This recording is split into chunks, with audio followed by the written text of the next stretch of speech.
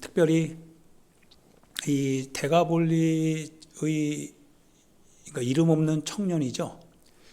이름 없는 청년. 그러니까 데카라고 하는 거는 10개라고 하는 뜻이고 폴리스는 도시죠. 그러니까 10개의 도시에 있는 어떤 한 청년을 의미하는데 10개의 도시는 이방 땅이죠. 그러니까 이방인의 어떤 도시에서 만나게 된 한 청년인 듯 합니다.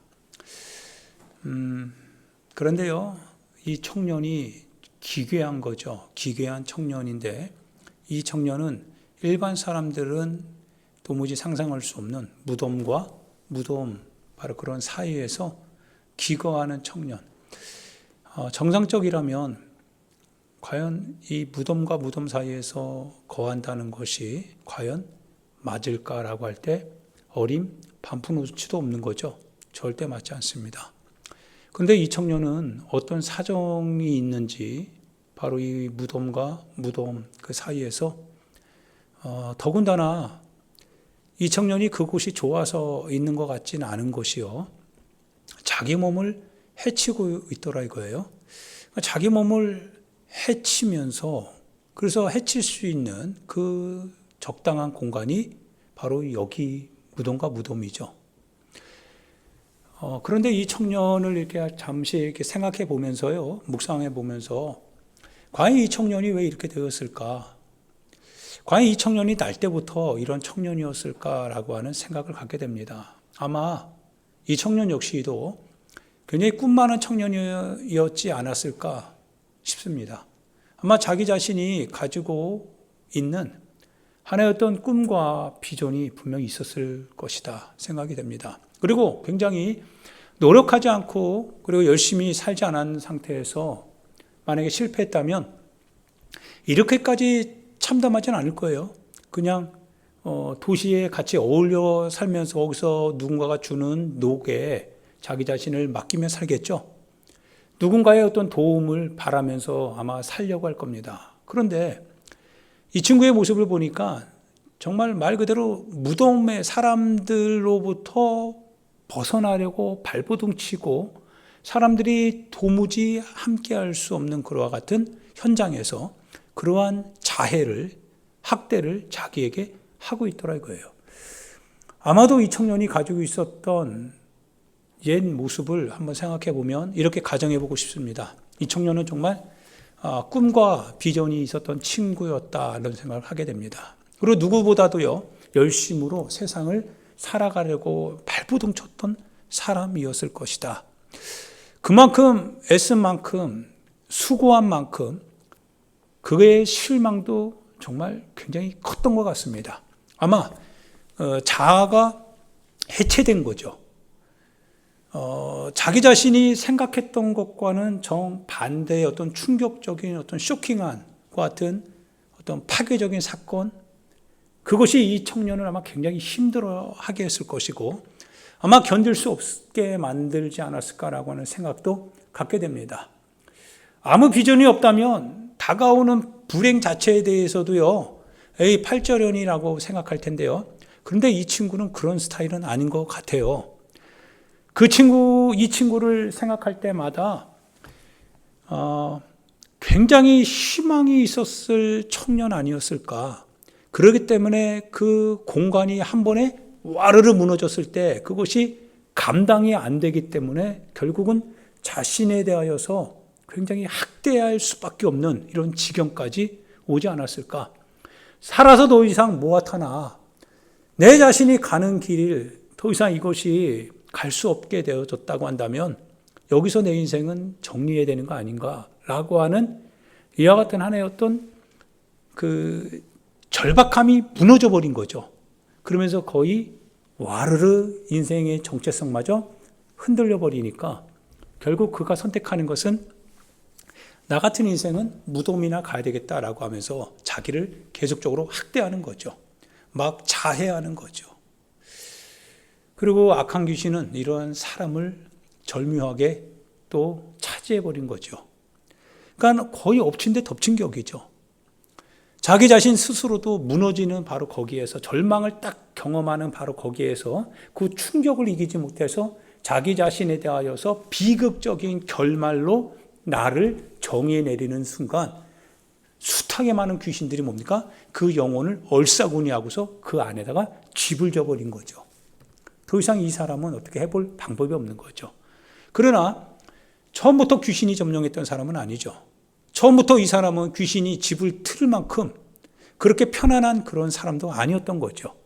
아마 이 친구가 낭망하기 전까지는 희망에 가득 찼던 사람이 아니었을까, 이런 생각을 갖게 됩니다. 왜 이 정도까지 갔을까? 왜 이렇게까지 되었을까?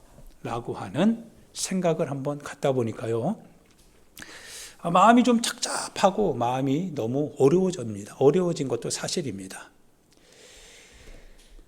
넉넉하게 그냥 그만하게 대충 세상과 적당하게 밀고 땡기고 작당하면서 그렇게 살아갔다고 한다면 뭐 적합한 크게 뭐 어떻게 되지는 않았겠지만, 그러나 뭐 타이밍에 잘 맞추어서 사람들이 원하는 대로, 현실이 요구하는 대로 그렇게 그냥 갔다고 한다면 크게 실망할 것도 없고 그럴 텐데, 그러면 크게 정체성이 무너지는 일도 없었을 텐데, 그런데 이 친구의 이 정체성이 파괴될 만큼 이 정도 지경까지 가게 될 수밖에 없을 만큼 굉장히 너무나 많이 세상을 향하여서 노력을 했고, 세상에 대해서 어떻게 보면 희망을 많이 가지고 있었을 것 같기도 하고, 때로는 이것이 신앙의 문제일 수도 있을 것 같다는 생각이 됩니다. 교회를 향하여서 희망을 가지고 있었고요, 하나님에 대한 믿음이 자신의 인생에 대하여서 충분히 맡기고 갈 만큼 신뢰가 하나님께 전적으로 다 드려질 만큼 그렇게 자신의 인생을 맡겼건만, 근데 갑작스럽게 닥치는 많은 어떤 배신이죠. 많은 고난들이죠. 마치 예수님이 겟세마네 동산에서요, 정신분열을 아마 평상시 같으면 일으켰을 것 같아요. 일반 사람 같으면. 그렇게 주님과 함께 죽기까지 따라가겠노라고 주님을 호통쳐가면서 그런 말 하지 말라고 했던 제자들이요, 그러나 다 하나같이 주님 혼자 내버려 두고 다 떠나갈 때요, 그 오게 되는 그 파괴, 주님의 그 심정에 한 인간의 파괴되는 그 마음, 견딜 수 없을 것 같아요. 더군다나 자신의 일이 아니라 하나님의 보내신 일을, 하나님의 뜻을 위하여서 자신의 평생을 그렇게 했는데, 그런데 이 하나님의 뜻을 행했다라고 하는 것, 하나님의 뜻을 따라서 행했기 때문에 하나님의 뜻이 아니다라고 말하는 그와 같은 유대 선생들, 기득권자들에 의하여서 재판에 넘겨지고, 더군다나 아무 말 할 수 없는, 변명조차 할 수 없는, 그거를 끝내 자기의 속 안에서 그거를 계속적으로 이렇게 견뎌내야 됐던 이 사람의 이 모습을 아마 생각해 보면 그게 바로 예수님의 그 안타까운 마음의 고통스러운 모습이 아닐까라고 하는 생각까지도 우리가 하게 되죠. 어떻게 보면 이 데가볼리 이 사람은, 만약 이 가정이 맞다면, 그렇다면 이분은 어떻게 보면 예수님이 가장 잘 이해할 수 있는 사람이고, 그리고 예수님의 이 사건 이후에 데가볼리의 이 청년이 이제 제자가 되었는데, 제자가 된 이 데가볼리의 청년은 예수님의 죽음에 대해서 누구보다 잘 이해할 수 있었던 청년이 되지 않았을까라고 하는 생각을 갖게 됩니다. 그러나 여하튼 지금 이 청년이 당한 상황은 굉장히 고통스럽습니다. 여러분 같으면 어떻습니까? 여러분 같으면 어떤 생각을 갖고 이 사람을 보겠습니까? 사람들은요, 환경적으로 이 사람을 묶으려고 합니다. 아마 이 묶으려고 하는 이 쇠사슬, 이 쇠사랑은 사람들이 가지고 있는 보편화된 생각일 것 같아요. 저 사람은 우리와 뭐예요? 같지 않다는 거예요. 그는 우리의 이 세계관에서 그는 맞지 않다라고 하는 거예요. 그는 우리에게 굉장히 불편한 요소고, 그는 우리에게 있게 되면 굉장히 우리가 껄끄럽게 되어지는, 그래서 저 사람은 우리 공동체에서, 우리 모임에서 밀어내야만 되는, 우리의 뜻과 우리가 원하는 목표에서 저 사람은 항상 배제시켜야 될 그런 사람이다라고 하는, 아마 현실적으로 그 사람을 받아들이기에는 너무나 불편했던 그런 사람. 그래서 사람들은 그 현실의 체계는 이 사람을 쇠사슬로 묶으려고 했기도 했겠지요. 묶어서 격리시키려고 했을 겁니다. 그 사람이 우리 가운데 있게 되면 불편하니까요. 그래서 그 사람은 결국은 사람들에게 의하여서 실은 밀려날 수밖에 없었고, 그럼에도 불구하고 그 현실이 그 사람을 감당을 할 수 없을 만큼 그는 어떻게 보면 굉장히 정말 극단주의적으로 갈 수밖에 없었던 그러한 사람. 현실조차도요, 더 이상 그 사람을 어떻게 해볼 수 없는, 아마 현실의 조직이 그를 받아들일 수 없는, 우리의 생각으로는, 상식으로는 도저히 그 사람을 이제는 더 이상 용납할 수 없는. 왜냐하면 처음부터 그 사람은 그런 사람이 아니었거든요. 어떻게 보면 그 사람은 정말 이 현실 안에서 가장 선한 사람이고 가장 순수한 사람이고, 그래도 가장 하나님의 뜻대로 뭔가 선하게, 정직하게, 진실하게 살아보려고 했던 한 청년이고, 그 안에서 진실하게 믿음을 가지고 꿈과 비전과 하나님을 향한 신실한 마음으로 그 뜻을 그 뜻대로 행하면 뭔가 하나님의 말씀 그대로, 약속한 그대로 이루어질 것을 믿고 정말 정직하게 반응해 가려고 했던 신앙 안에 있었던 그런 사람이었을 것 같습니다. 그런데 정직하지 못한 사람들이 오히려, 현실에 타협했던 사람들이 오히려 그를 향하여서 몰아내기를 원했고, 그를 도저히 받아들이지 않았고, 그래서 아마 그는 그 부정직한 사람들에 의하여서 희생양이 됐던, 그런데 그 희생양이 됐던 그 사람은 그거를 감내하지 못했던 거죠. 그와 같은 결과가 충격적으로 다가왔던 거겠죠. 어떻게 이렇게 될 수 있을까? 어떻게 이런 사건이 나에게 일어날 수 있을까? 아니, 신앙이라고 하는 하나의 주제 안에서 하나님을 믿는 건 이거 아닌가? 하나님의 뜻대로 산다는 건 이렇게 하는 거 아닌가? 하나님의 말씀은 여기 이렇게 우리 가운데 적나라하게 노출되어져 있는 거 아닌가? 하나님께서는 우리를 그렇게 삶의 그 현장, 즉 신앙의 그 현장으로 우리를 이끌어 드릴 때 이렇게 살아야 된다라고 말씀했기 때문에 우리가 당연히 신앙하는 자로서, 주님을 따르는 자로서, 신앙 고백을 통해서 구원을 확신하는 자로서 우리는 그렇게 살아야 된다라고 하는 거 아닐까? 라고 해서 정말 이 사람이 그렇게 했는데 이 사람 혼자 그렇게 했더라 이거예요. 그러다 보니까 이 사람이 희생양이 된 겁니다. 이 사람이 뭡니까? 너 그거 액면 그대로 믿었어? 야, 현실이 어떤데? 너 그거 액면 그대로, 정말 그걸 그대로 고지 믿고 그렇게 살아왔던 거야? 야, 좀 지혜로웠어야 되지. 야, 좀 지혜로웠어야 되지. 너 어떻게 그걸 고지 그대로 그렇게 믿고 희생하며 너 그렇게 했냐? 너 뒷감당 네가 해야 되는 건데 너 그거 생각하지 못했어? 신앙은 현실 안에서의 신앙이지 현실을 떠난 신앙은 없는 거야. 어떡할래 너? 너 어떡할래? 이 사람이 아마 굉장히 힘이 들었을 것 같아요. 힘겹겠죠? 너무 어렵지 않습니까? 너무 고통스러울 것 같잖아요. 다 똑같은 줄 알았어요. 신앙생활 다 그렇게 하는 건 줄 알았어요. 그렇게 하는 게 맞는 건 줄 알았어요. 그런데 자기만 그렇게 했던 것 같아요. 너무나 고통스러운 이와 같은 상황에 처한, 아마 데가볼리의 이 청년을 신앙인의 한 사람으로 표현하자면 이러한 사람이 아니었을까. 그래서 결국 너무나 그와 같은 신앙의 모든 이 정체성이 다 파괴된 거죠. 물론 이걸 잘 인내해서 극복해서 견뎌내서 승리한 사람도 있지만, 그러나 오늘 이 사람은 파괴된 사람입니다. 파괴된 사람입니다. 더 이상 신앙의 길을 유지할 수 없는 사람이 되었습니다. 더 이상 신앙생활, 더 이상 신앙의 길, 정말 이게 사람들 그들이 원하는 그들의 스타일대로, 그들이 뜻하는 대로 신앙이 그렇게 맞춰져야지만이 그게 신앙이라고 한다면 나는 더 이상 그러한 신앙생활을 유지하거나 지속할 방법이 없다라고 하면서 신앙의 참된 길에서 스스로를 이탈하되, 그러나 사람들과는 함께하고 싶지 않겠죠. 사람들로부터 보게 됐던 것은 거짓이었거든요. 현실적인 타협이었거든요. 더 이상 그들로부터도 벗어나고 그리고 신앙으로부터도 벗어나서 결국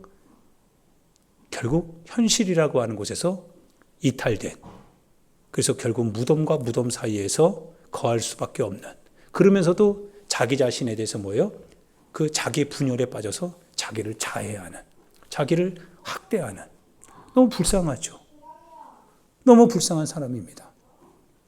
위로해주고 싶지 않습니까?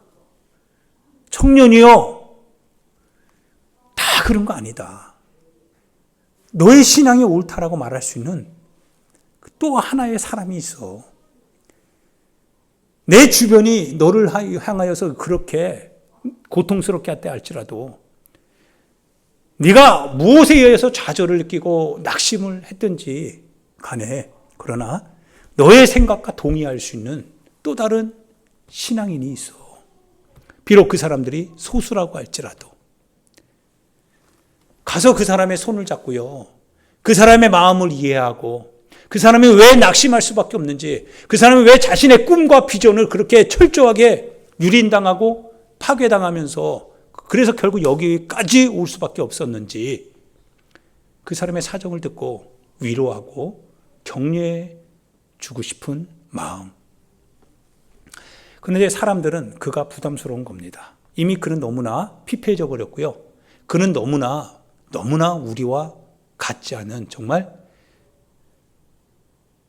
뭔가 좀 이렇게 두려운, 그리고 기겁할 만큼 몰골이 흉측해져 버린, 아마 정신적으로 분열을 일으키다 보니까 그의 분열된 마음에서 나오는 그 목소리는 날카롭고 분노가 치밀어 올라서 누군가 잘못 말했다간 해칠 것 같고 덤벼들 것 같고, 결국 그래서 그를 막아보려고 했지만 막을 수 없어서 결국 무관심하게 무덤과 무덤에서 그럼 네가 원하는 곳으로 가서 네가 알아서 해라고 할 수밖에 없는, 우리가 방치해버린 어떤 한 사람, 그가 혹시 대가볼리의 이 청년이 아닐까, 이런 생각을 한번 생각해 보게 되었습니다.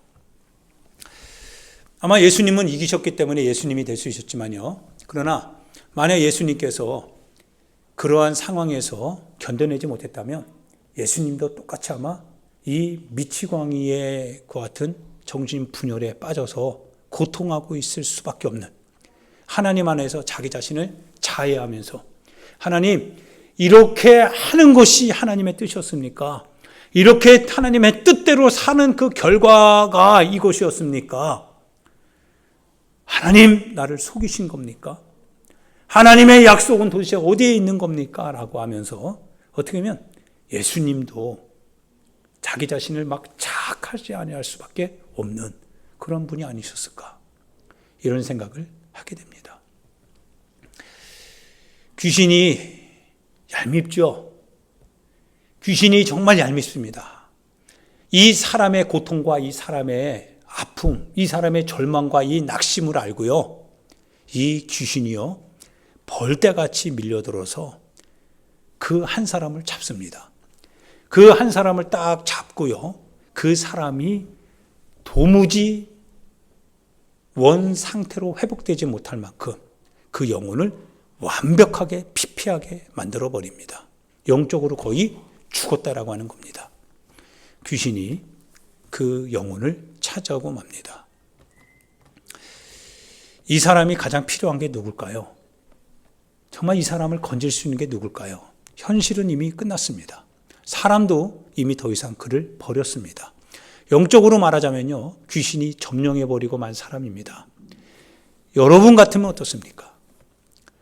여러분 같으면 어떤 상태라고 생각합니까? 여러분이 이 사람의 위치라고 생각해 보십시오. 여러분 자신이 이 사람의 위치에 와 있다고 한번 생각해 보자 이거예요. 여러분이 세상으로부터 실망을 했고요, 여러분이 사람들로부터 실망을 했습니다. 여러분이 추구했던 모든 것들은 결국 여러분에게 돌아오는 결과는 여러분이 생각한 것과 전혀 다른 방법이었습니다. 다른 결과였습니다. 노력한 건 다 물거품이 됐습니다.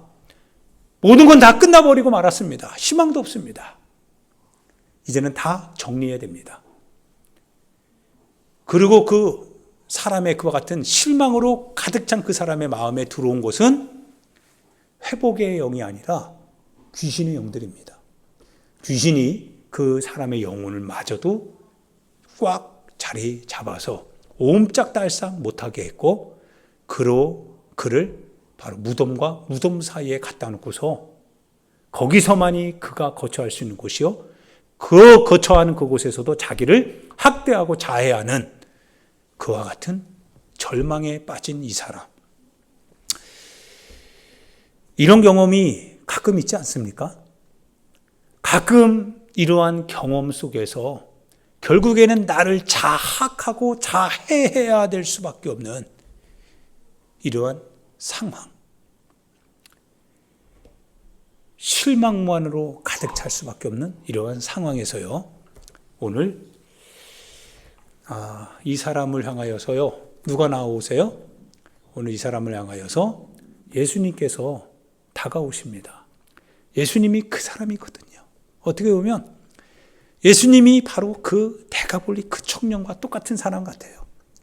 다만 마지막 결론에서 대가볼리 청년은 자기 자신을 포기했을 뿐이지만, 그러나 예수님은 마지막 순간에도 하나님이 자기를 보내신 그 목적을 꽉 부둥켜 잡음으로써 자기의 정체성을 놓지 않았던 분이지요.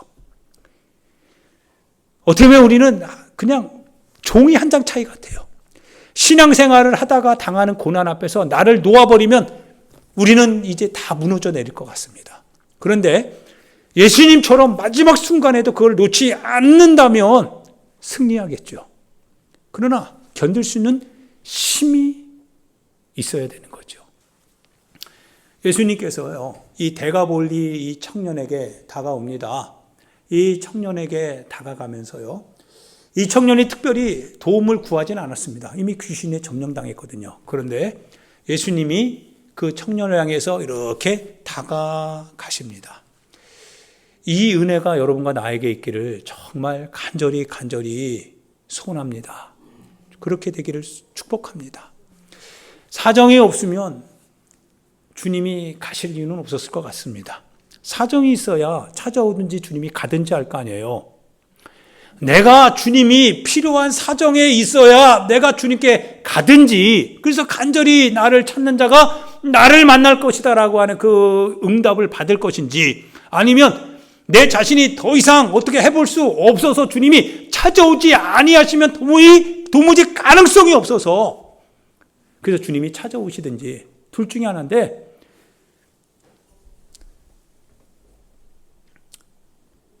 그것도 아니고 이것도 아니라면 참 이게 문제죠.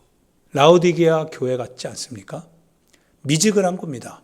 기도해도 그만, 안 해도 그만, 찬양해도 그만, 안 해도 그만, 예배 드려도 그만, 안 해도 그만, 이래도 그만, 저래도 그만. 왜냐면요, 사정이었기 때문에 그렇습니다. 여러분이 사정을 이제 취하게 되는 순간에는요, 이근철 목사가 왜 그 말을 했는지는 그때 이해가 됩니다. 예수님의 십자가의 은혜가 왜 필요하느냐? 십자가에서 죽을 수밖에 없는 그 사정을, 하나님의 그 사정을 알고 있는 자만이 그 주님을 알게 되고 믿게 되고 그 십자가의 의미를 깨닫게 됩니다. 자식을 잃어본 자만이 자식을 잃고 울고 있는 그 부모의 심정을 알 거 아니겠어요?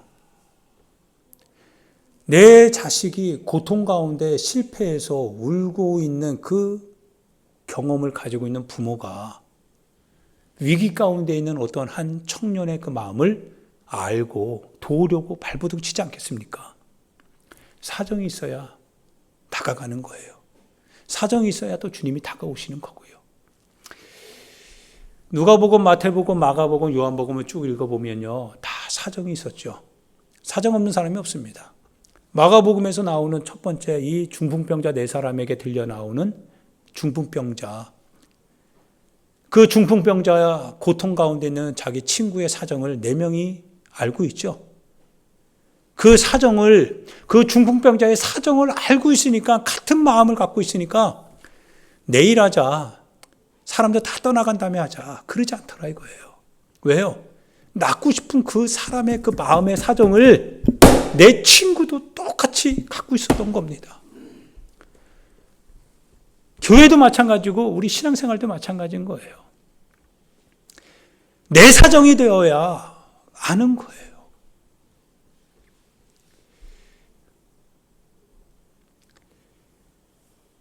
자기 딸이 죽어가잖아요. 자기 딸이 열병에 걸려서 죽어가니까요. 그 아버지가 예수님께 나와서 파져 엎드리잖아요. 살려달라고. 자기는 살려달 이유가 없어요. 왜? 자기는 건강하니까요. 그런데 자기에게 있는 그 사정은 건강한 자기보다 더 위급하다 이거예요. 그게 바로 딸의 사정이거든요. 내 딸이 뭐 하고 있는 거예요? 죽어가고 있는 거예요. 죽어가고 있는 내 딸을 생각해 보니 아버지가 이게 앞이 캄캄한 거예요. 할렐루야. 이 사정을 가지고 있으니까 예수님이 뭡니까? 따라가시죠. 예수님이 따라가세요. 태희야, 엄마의 고통, 그 사정 네가 아니 모르니? 모르지? 근데 목사님이 생각할 때, 기도할 때 기도하잖아. 기도하는데 얼마나 아플까 이런 마음이 들더라. 밤새 잠 못 자고서 홀로 있어야 될 그 사정을 생각해 보니까 나 같으면 감기 하나 걸려서 코 숨 못 쉬면 얼마나 답답합니까? 감기 하나 와가지고 코가 숨이 안 쉬어질 때 여러분 얼마나 답답해요. 하물며 살을 째고 억지로 코를 막아버려서 음식도 제대로 소화 못하고 홀로 기거해야 될 그 사정을 기도하면서 알게 되더라 이거예요. 마음이 아픈 거예요. 다 그렇진 않겠지만 부모의 사정을 자식이 잘 몰라요. 근데 자식의 사정은 부모가 너무 잘 알아요. 참 이것도 참 모순이죠. 늙어가는 거는 부모인데, 늙어가는 거는 부모고, 힘없어 가는 거는 부모고, 보살핌을 받아야 되는 거는 부모인데 마지막 순간까지도 부모가 자식 걱정하고 있더라 이거예요. 그러면 자식은요, 자기 사정 생기면 아랑곳하지 않거든요. 이것도 참 모순이죠. 기가 막힐 노릇이죠. 목회자도 마찬가지인 거 아닐까요? 그런 마음이 들어와요. 교회 생각하는 건 누굽니까? 교회를 사랑한다라고 하는 건 도대체 뭘까요? 한번 생각해 보는 겁니다. 물론 주님이 바라볼 때 우리 주님 마음 따라갈 수가 없겠죠. 주님이 사랑한다라고 하는 그 사랑이 어떤 의미일까요? 우리는 그 사랑을 많이 누리고 있지만, 그리고 그 사랑을 통하여서 우리는 은혜 가운데 산다고 하지만, 실은 주님 보실 때는 기뻐할 수 있을 것 같아요. 그런데 같은 동등자에서 제3자 입장에서 보면 정말 비겁하다. 너 사랑을 이용하는 것 같아요. 너가 정말 주님을 사랑한다고 한다면 주님이 너를 사랑하는 것처럼 너는 그 주님을 사랑해야 되지 않느냐라고 하지만, 그렇게 말하고 싶지만, 근데 그는 그런 사랑을 말은 하지만 행동으로 하지 않더라고요. 그럼에도 불구하고 아버지는 계속 그렇게 사랑하는 것 같으니까 그게 답답한 것일 수도 있겠죠. 대가볼리의 이 청년을 한번 생각해 보면, 우리가 밖에서 이렇게 보면 저 미친놈이죠. 저 미친놈, 저 귀신 들린 놈, 저 이상한 놈, 저 미치광이, 야 가까이 가지 마라고 밀어낼 텐데, 그런데 미치광이인 그 대가볼리 청년은 얼마나 괴롭겠냐, 이거 얼마나 괴롭겠냐. 얼마나 괴로우며 무덤과 무덤 사이에 거할 수밖에 없고 자기 몸을 자학하고 자해할 만큼 그렇게 살아갈 수밖에 없느냐 이거예요. 그를 자식으로 둔 부모의 심정은 또 얼마나 고통스럽겠냐 이거예요. 그걸 보고 있는 그 부모의 마음은 얼마나 더 고통스럽겠습니까? 사람들이 다 저놈 삿대질할 때 그 부모는 삿대질 당하는 그 자식을 위하여서 한숨 잠을 못 이룰 것이다 이거예요. 그 사정을 가지고 가나안 여인이 예수님께 나오잖아요. 내 딸이 흉악한 귀신이 들렸습니다. 내 딸이 흉악한 귀신이 들렸습니다. 라고 하면서 예수님이 막 모른 척 하는데도 그 주님을 붙잡아서 어떻게든지 살려보려고 자녀의 떡을 취해서 개들에게 던지는 게 마땅치 않다라고 하는 주님으로부터 나오는 그 모욕적인 소리를 들으면서도 괜찮습니다. 주님 괜찮습니다. 괜찮습니다.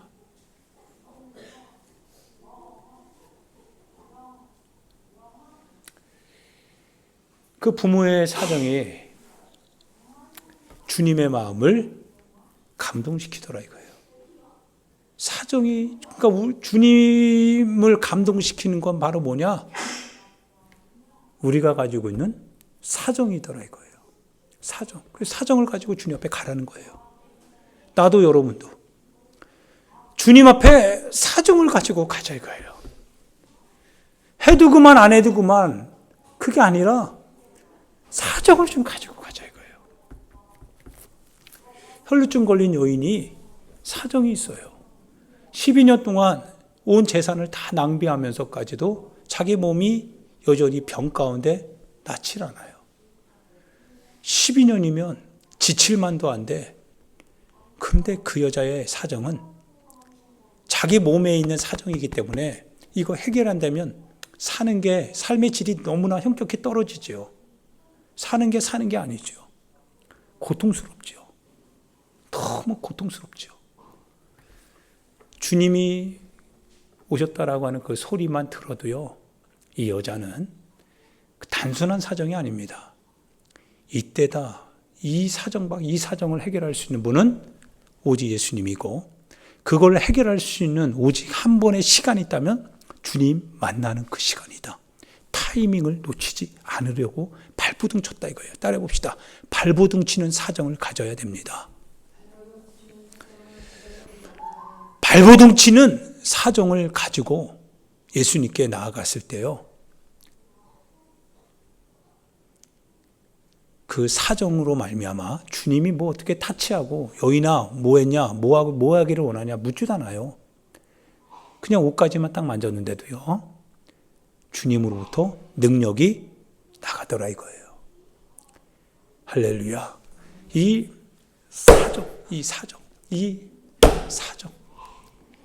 이 사정을 좀 갖자 이거죠. 사랑하는 여러분, 왜 여러분과 나의 신앙 안에서 기도 소리가 적어지고 예배가 뜸해지고 하나님을 향한 계명을 따르고 살아야 된다라고 하는 이 악착같이 주님 그 사랑 안에 머물고자 했던 그 열성, 그게 왜 식어가느냐면 점점 사정이 없어졌기 때문에 그런 것 같습니다. 살아야 된다면 살려주시는 분이 살아계시고, 살아야 된다면 살아계신 그분에게 나아가서 나를 살려달라고 그렇게 발버둥 쳐야 되지 않겠습니까? 정말 발버둥 치다 안 된다면 결국 여러분과 제가 무덤가에 밖에 갈 수 없습니다. 사람들은 이미 다 실망했습니다. 사람들로부터 실망했잖아요. 사람들은 더 이상 믿을 수가 없잖아요. 그들은 자기에게 유익하지 않으면 우리를 묶으려고 할 거거든요. 쇠사슬로 묶어서 오히려 피해당할까 봐 두려워할 거거든요. 그들에게는 기대할 게 없습니다. 산으로 갈 수밖에 없고 무덤으로 갈 수밖에 없습니다.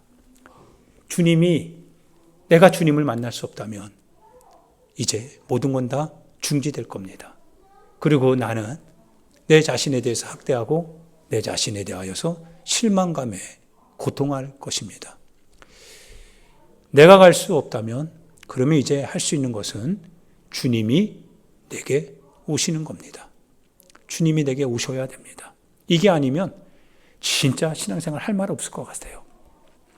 사랑하는 여러분, 만약 이 정도까지 됐는데 주님이 안 오신다면 정말 힘없죠. 방법 없잖아요. 정말 아무것도 할 수 없습니다. 이제는 주님이 와주셔야 되겠죠. 주님이 와주셔야 됩니다.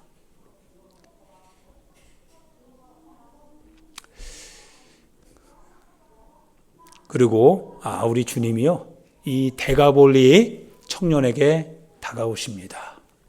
다가오셔서 정말 예수님이 필요한 사람이죠. 예수님이 필요한 사람에게 예수님이 가셔서 미리 만나기도 전에 예수님이 이렇게 말씀하십니다.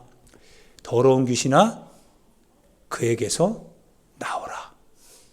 더러운 귀신아, 그에게서 나오라. 주님이 말씀하십니다.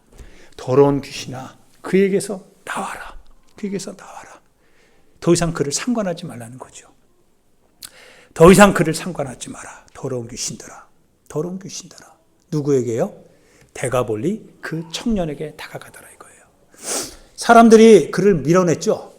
사람들이 밀어내고 쇠사슬로 묶어보려고 하고 자기들의 영역에서, 자기들의 현장에서 자기들에게 불편을 끼칠 것 같은 그와 같은 그의 제스처, 그의 도움의 요청, 도움의 손길에 대하여서 그를 밀어냈지요. 예수님이 다가갑니다. 예수님이 다가갑니다. 사람들에게 실망을 느꼈고 사람들을 기대했지만 그러나 돌아오는 것은 배신이고 그리고 외면이었습니다. 이게 아니었는데 이게 아니었구나. 이게 아니었구나. 라고 하는 것을 생각할 때는 이미 너무 늦었습니다. 그래서 한탄하는 건 자기밖에 없습니다. 자기만 자학했습니다. 그러한 이와 같은 대가볼리 청년에게 예수님이 다가가시더라 이거예요. 사람들이 버렸지만 예수님이 다가가시더라 이거예요. 무덤가에 주님이 직접 가시더라 이거예요. 할렐루야. 여러분 주님을 사랑하십니까? 여러분 정말 교회를 사랑하십니까? 내 이웃을 내 몸과 같이 정말 사랑하십니까? 무덤가에서 자학하고 있는 그 사람을 향하여서 예수님이 다가가고 계시다면 예수님과 함께 그 배를 같이 타고 있는 여러분도 같이 무덤가로 가야 되겠죠. 그게 내 형제를 사랑하라고 하는 주님의 메시지 아닌가요? 내가 너희에게 새 계명을 주노니 너희가 서로 사랑하라. 너희가 서로 사랑하라.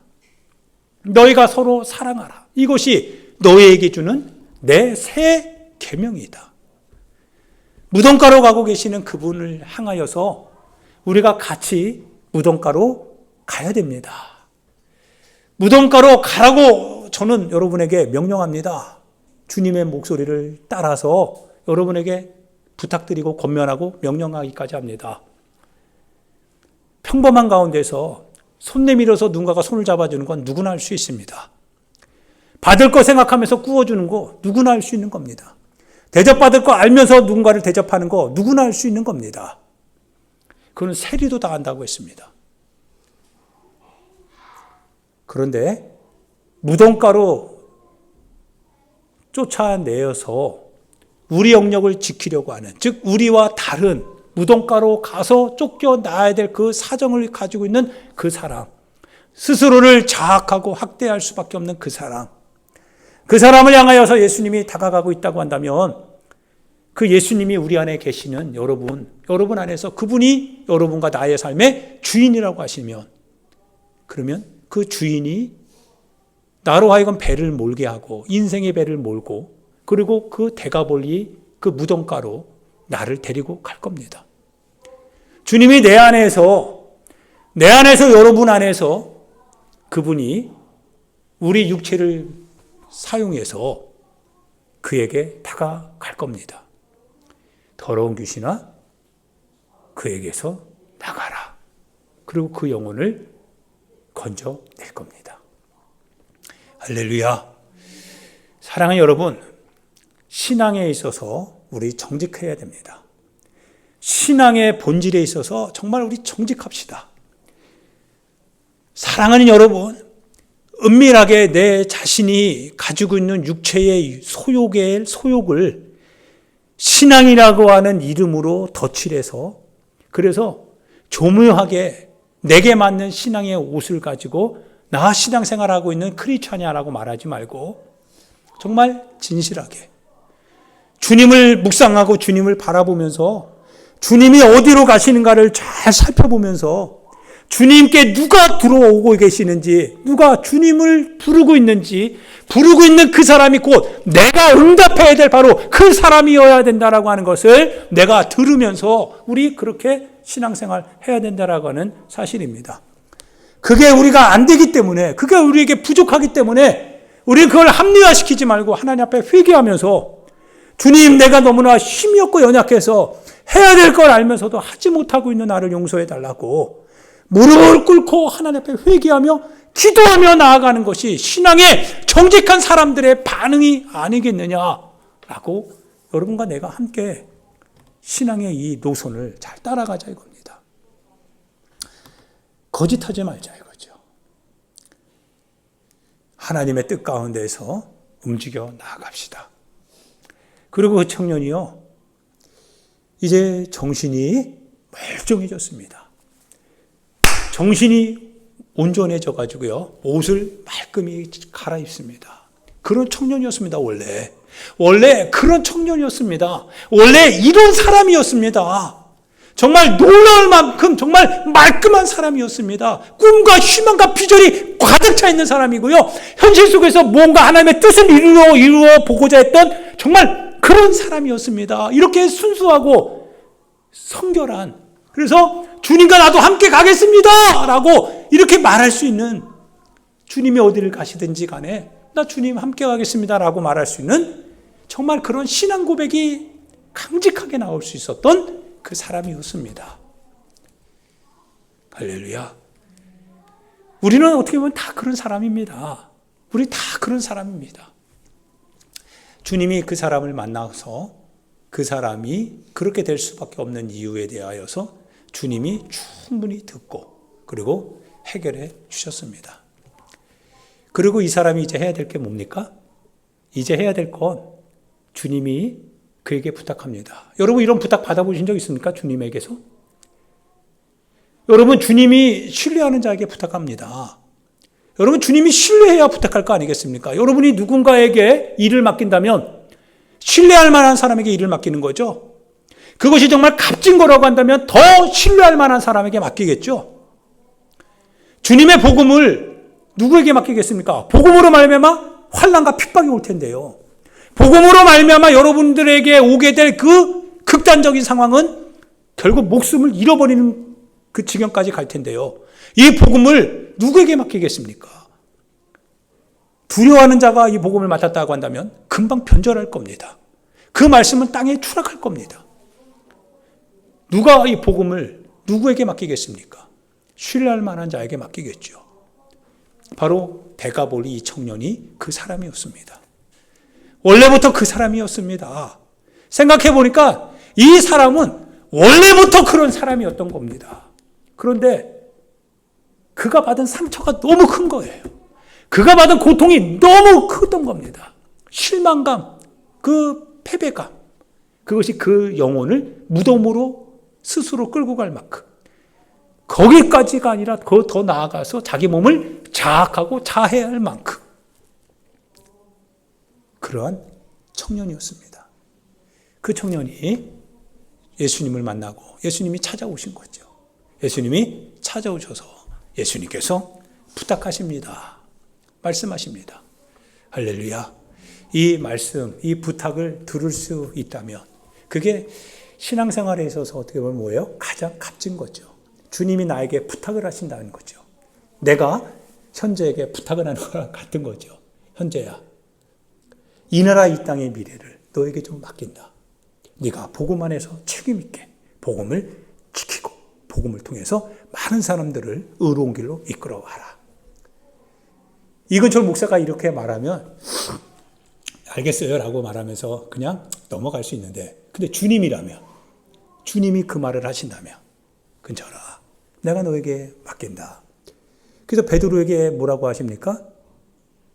베드로에게 뭐라고 하세요? 네가 나를 사랑하느냐? 라고 물어보시면서 뭐라고 하세요? 내 양을 치라. 맡기는 거예요. 내 양을 맡기는 거예요. 거기서. 내 양을 맡기면서 내 양을 치라. 조건은 있습니다. 젊어서는 네가 원하는 대로 다 갔지만 그러나 이제는 안 된다. 베드로야, 이제는 안 돼. 미안하지만 이제는 못한다는 거예요. 하나님의 말씀을 위탁받은 자가 더 이상 자기를 위해서 살 방법이 없다라고 하는 거예요. 그래서 묻는 거예요. 나를 사랑하느냐? 사랑의 힘이 끌고 갈 것이라고 하는 거예요. 마지막 남은 거 뭐냐? 하나님을 향한 사랑이라고 하는 거예요. 마지막까지 너를 견디게 하는 게 뭔지 아니? 그게 사랑이라고 하는 거예요. 주님을 향한 사랑, 말씀을 향한 사랑, 교회를 향한 사랑, 그 사랑이 너를 끝까지 견뎌내게 할 것이다라고 하는 그 주님의 부탁인 거예요. 그래서 묻는 겁니다. 베드로야, 네가 나를 사랑하느냐? 네가 나를 사랑하느냐? 네가 나를 사랑하느냐? 내 양을 치라. 여러분과 나의 삶에 이렇게 주님의 목소리가 들리는 거죠. 그것만큼 값진 게 없죠. 주님이 믿어주시는 거니까요. 내가 주님을 사랑한다는 것을 주님이 알아주시고 믿어주시니까요. 그러면 주님이 말씀하는 겁니다. 그 사랑의 힘에 의해서 너에게 부탁한 영혼들 너가 칠 것이다 라고 하는 뜻입니다. 그 사랑 때문에 견디는 거고요.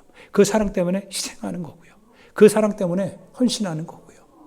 그게 사랑입니다. 그게 사랑인 거예요. 아버지의 사랑을 이용하는 게 아니라 아버지의 사랑을 입은 자로서 그 사랑을 위하여서 내가 헌신하는 겁니다. 나는 섬김을 받으려 온 것이 아니라 나는 도리어 너희를 섬기러 왔고 내 목숨을 많은 사람의 대속물로 주러 왔느니라.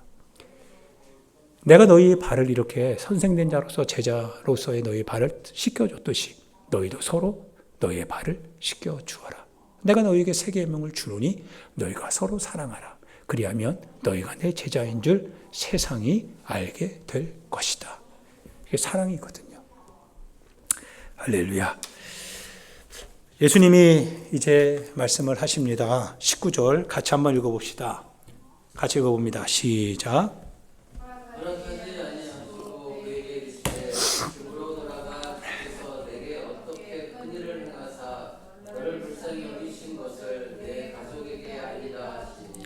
네, 주께서 말씀하셨습니다. 돌아가라. 거기서 떠나왔잖아요. 떠나온 자리에서 실패와 패배로 가득한 그 자리로 주님이 다시 돌아가랍니다. 돌아가랍니다. 예전에는 사람, 예전에는 환경, 예전에는 내 자신의 여러 가지 그 같은 가치관을 가지고 살아왔다면, 그래서 거기서 배신을 느끼고 그리고 거기서 실망을 느꼈다면, 그래서 더 이상 이게 아니다라고 거기에서 자기 자신의 어떤 분노를 느꼈다면, 그러면 이제 그 자리로 돌아가랍니다. 그리고 돌아가서 하나님께서 어떻게 큰 일을 행하셨는지 이제는 좀 알리라 얘기를 하는 겁니다. 내 가족에게 알려라 라고 주님이 말씀하십니다. 그러자 20절에 놀라운 일이 벌어지죠. 무덤가에 있었던 그 청년이요, 쇠사슬로 자기를 격리시키려 했던 그 사람들을 향하여서요, 이제 20절 같이 읽어볼까요? 그가 가서 예수께서 자기에게 어떻게 큰일 행하셨는지를 데가볼리에 전파하니 모든 사람이 놀랍게 여기더라. 이 사람이 복음을 전파하기 시작하였습니다. 원수를 용서하게 된 거죠. 자기를 그렇게 묶으려고 했던 사람들을 향하여서 복음을 전하기 시작한 거죠. 바로 이 사람이 어떻게 보면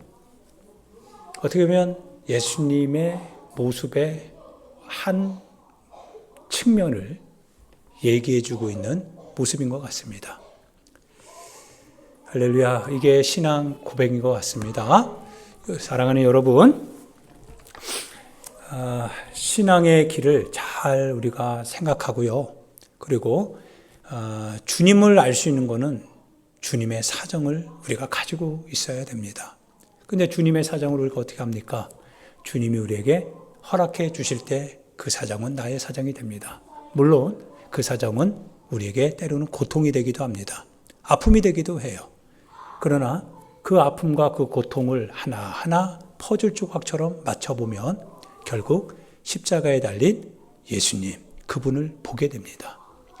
그분을 보게 될 때 이제 그분이 우리에게 말씀하시기 시작하겠죠.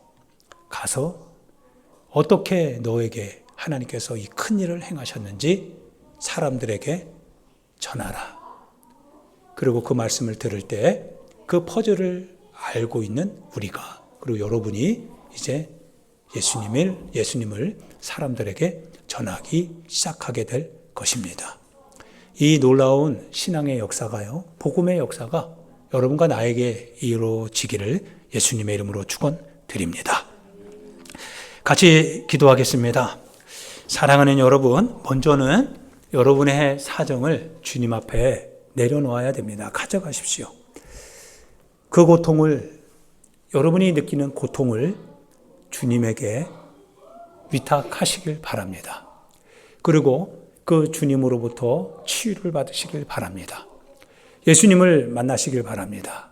그리고 그 예수님이 여러분에게 어떻게 행하셨는지, 어떻게 여러분의 아픔과 고통에 대하여서 그 주님이 해결하셨는지, 해결하신 그 주님을 여러분의 주변에 복음으로써 전하기 부탁드립니다.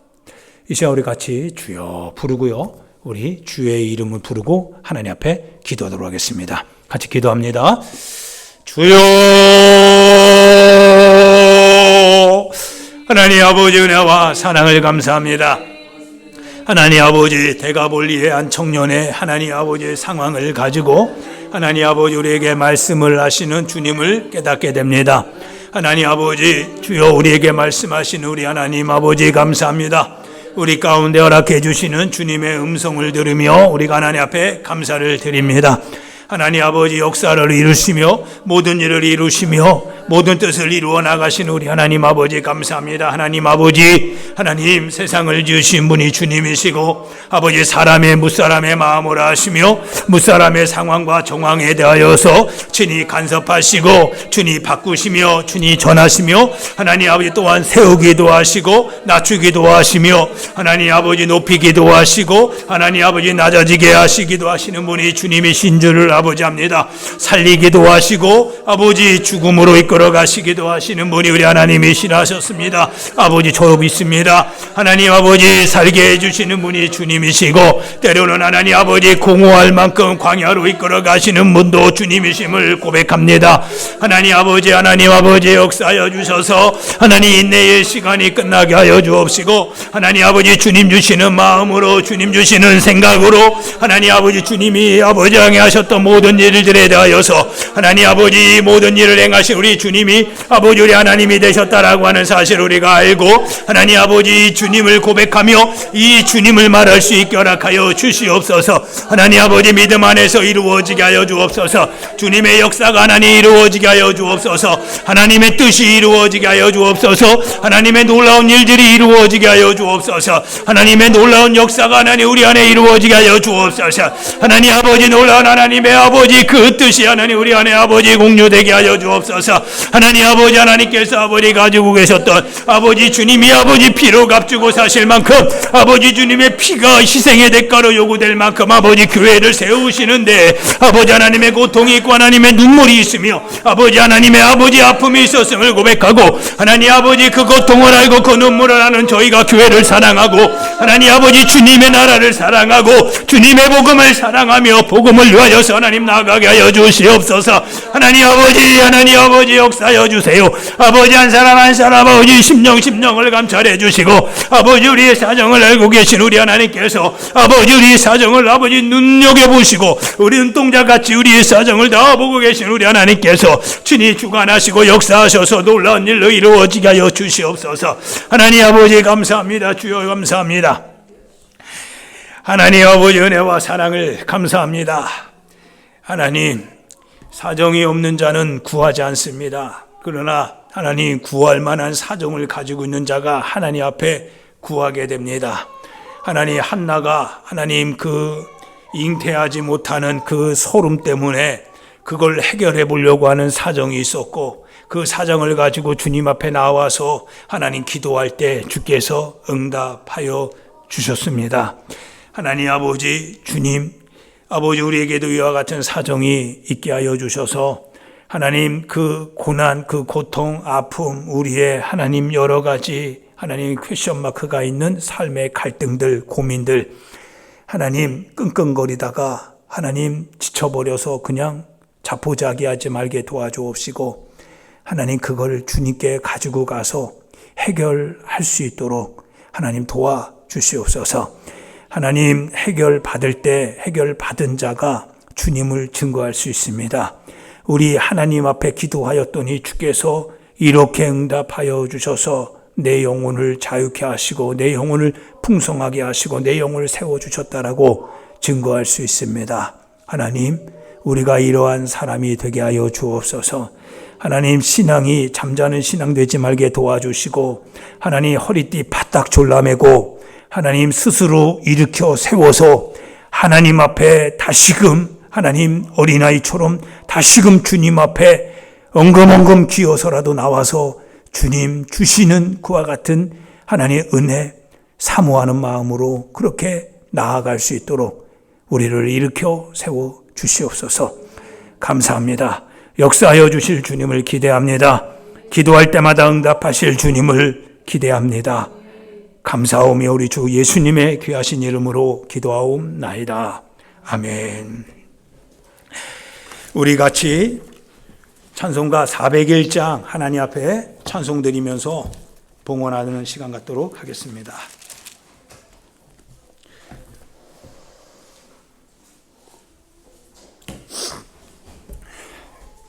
주의 곁에 있을 때 마음이 든든하오니 주여 내가 살 동안 인도하여 주소서. 주여 주여 나를 인도하소서. 빠른 세상 살 동안 주여 인도하소서. 피난처인 예수여 세상 물결 엄할 때 크신 은혜 베푸사 나를 숨겨주소서. 주여 주여 나를 인도하소서. 빠른 세상 살 동안 주여 인도하소서. 세상 풍파 지난 후 영화로운 나라와 눈물 없는 곳으로 들어가게 하소서. 주여 주여 나를 인도하소서. 빠른 세상 살 동안 주여 인도